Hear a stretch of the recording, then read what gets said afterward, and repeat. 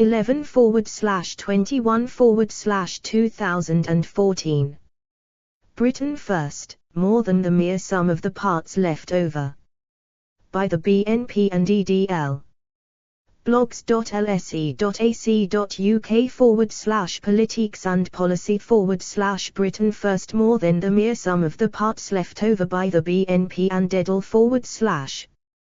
Britain First is a new far-right party that has made waves in its confrontational approach and Islamophobia. Here, Chris Allen profiles the group, writing that while in many ways they are a traditional far-right organization, they are more than the mere sum of the parts left over by the BNP and EDL.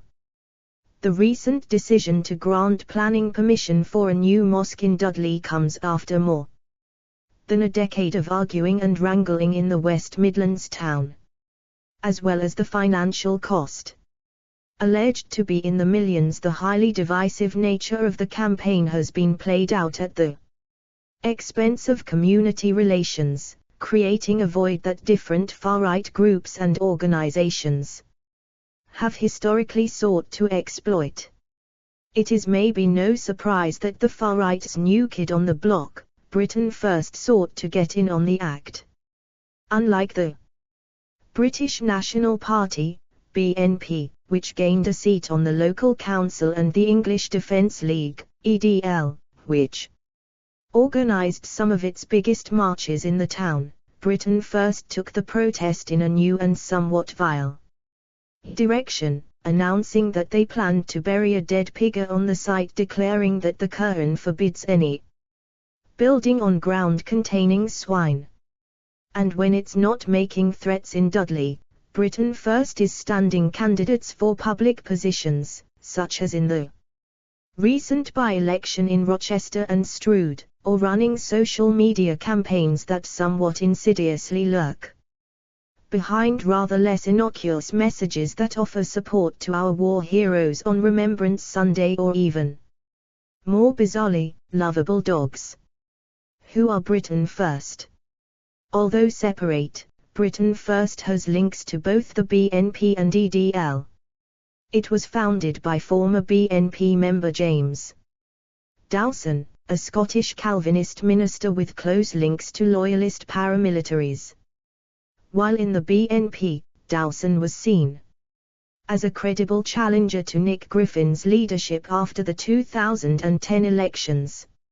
Soon after, though, Dawson acrimoniously split from the party following allegations he made unwanted sexual advances to a female colleague.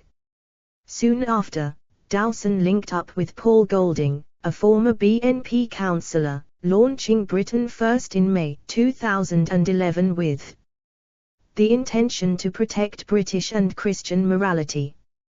The same were also behind the launch of the Protestant Coalition in Belfast in 2013, a political alternative to the Ulster Unionist and Democratic Unionist parties, although little impact was made until after the murder of Lee Rigby in May 2013. Uploading a video on YouTube, Britain First declared its intention to place Islamist preacher Anjem Choudary under a citizen's arrest, alleging that he was responsible for the radicalization of Rigby's killers, Michael Adebolajo and Michael Adebowale.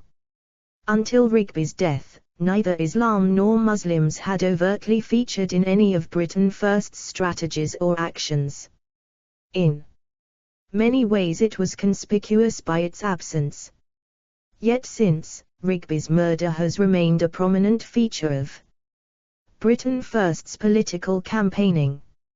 Following this year's European elections, the chair of the Electoral Commission apologized for allowing Britain First to use the phrase "Remember Lee Rigby" on voting slips. What do they stand for? As with the BNP and EDL before it, Britain First believes that there needs to be an immediate halt to immigration in order to safeguard the existence and lineage of the indigenous British people. For them, the greatest threat comes 1/3 from Islam and Muslims, and they seek to position themselves as providing the frontline resistance to the Islamification of Britain. Part of this is the need to protect Christianity. Not only is Christianity an integral part of British identity and heritage, but unlike its far-right predecessors which used Christianity in a tokenistic way, Britain First's hierarchy have a far more apocalyptic vision. For them, the end times will come following an apocalyptic battle between Christians and Muslims. As though in preparation for this battle, the group has taken increasingly militaristic and confrontational approach towards Muslims. This was evident earlier this year when it began Christian patrols in Tower Hamlets in London. Members arrived in the borough in 3 ex-military jeeps with a banner "We Are the British Resistance" emblazoned across one. They then made videos showing them emptying cans of beer outside a mosque during Friday prayers, in what they described as an attempt to draw out the extremists.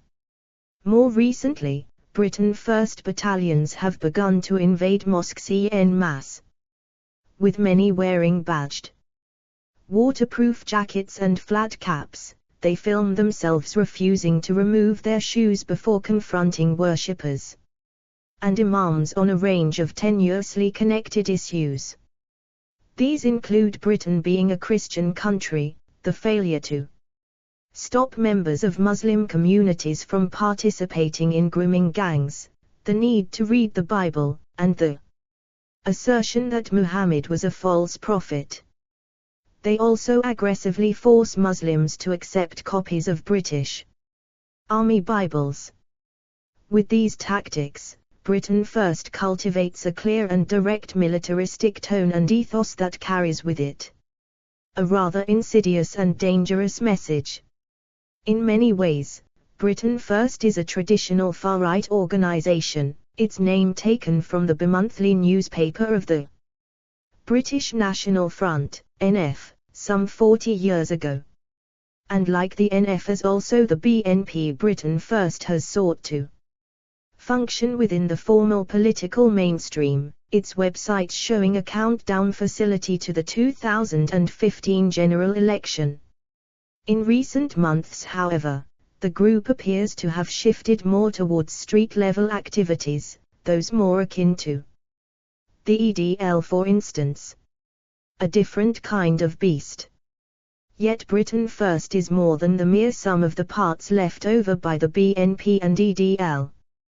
This can be seen in the way in which Britain First has been able to make significant impact whilst mobilizing only a tiny percentage of those available to the EDL. Rarely do Britain First's videos show more than about 10 members. In disseminating the actions of a few to the news feeds of the many, Britain First have been better at controlling the content and message of its outputs, a lesson learned from the EDL and the damage caused by the proliferation of videos on YouTube showing EDL to be overtly racist and incoherently drunk. And from this better controlling of the message has emerged 3 somewhat unique characteristics. The first is Britain First's increasingly confrontational approach, which seeks to intimidate and provoke. With allegations of Britain First organizing combat training for its members, such developments can only be seen to be extremely worrying, particularly if or when it is able to provoke a response, violent or otherwise, from Muslims. Second is the increasing emphasis on militarism.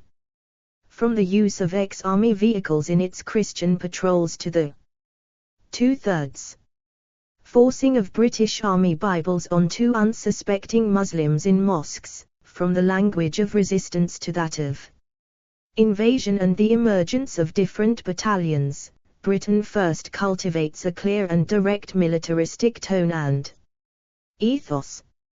In doing so, its messages resonates with the geopolitical where the resistance required in Birmingham or Bradford, for instance, is the same as that required in Baghdad or Kabul. And thirdly is the eschatology underpinning the message, going beyond the mere adoption of employing Christianity. To demarcate and differentiate us from the Muslim other, Britain First's hierarchy would seem to be focusing on a much bigger picture, of an apocalyptic endgame that rewards with salvation rather than anything else. Note, this article gives the views of the authors, and not the position of the British Politics and Policy blog, nor of the London School of Economics. Please read our comments policy before posting. About the author. Chris Allen is a lecturer in the Institute of Applied Social Studies at the University of Birmingham. For the past decade and a half, he has been researching the phenomenon of Islamophobia, which has included researching the far-right and counter-jihad groups. Since publishing his book, Islamophobia, Ashgit, 2010, he has published widely across Europe, appears regularly in the media and was, until recently, an independent member of the government's anti-Muslim hate working group. You can find him on Twitter at drchrisallen. 3/3